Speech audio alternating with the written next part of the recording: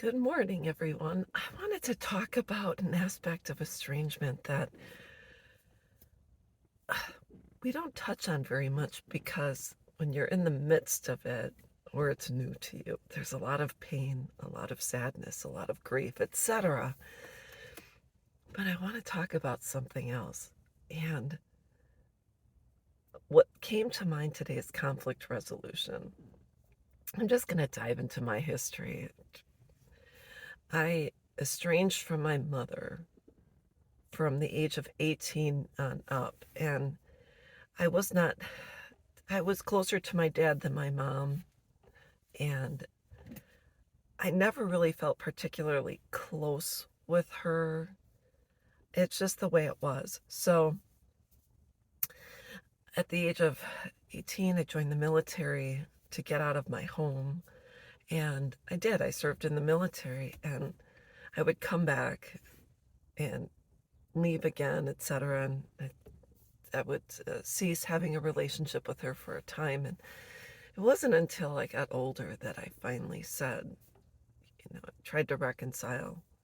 And I said, if we are going to have a relationship, it has to be built on trust. So I need you to address me if you have any concerns about me and not talk to other people about it. And I set very clear expectations for a healthy relationship, and those expectations were not followed or respected. And then I found out people there was a conversation going around about me again, and uh, I wasn't included. And so then that was kind of, I said, without trust there can be no relationship. So I attempted to use a conflict resolute, and that's just the way it was. And I think with estrangement today, a lot of what's lacking is conflict resolution and communication.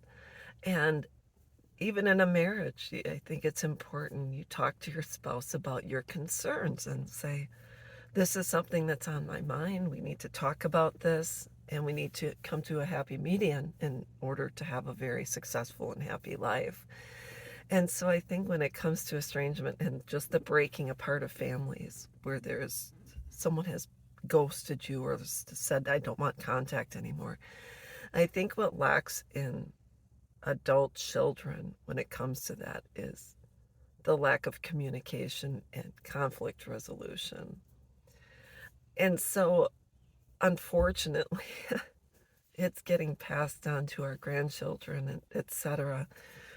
And when there's no communication and no way to solve a situation or come to a mutual understanding, I think there's just a lot of, I'm not going to say hurt feelings because initially it happens, but when you don't give someone an opportunity to problem solve and understand and hear your side of the story, I think it just leaves a lot of unsaid things. I just think everyone benefits from conflict resolution. I really do. Because our children have hurts that we don't know about, and they are affected by our actions in positive and negative ways. And if they can say, hey, FYI, I'm hurt because of XYZ, and you can say, oh, I wasn't aware of that, but XYZ happened because I had a certain experience that changed who I was and made me lesser valuable in my own life. And unfortunately, because I had unresolved traumas or unresolved, etc., I know what I did has affected you in a certain way. But let me explain what happened so we can come to a mutual understanding and move forward in a positive direction. So that's what I wanted to bring up today is conflict resolution, how very positive it can be and how very healing it can be. And it can tell you whether you should proceed in a relationship or not. So that's all I wanted to talk about. I hope this helps, and we'll talk with you soon. Bye bye.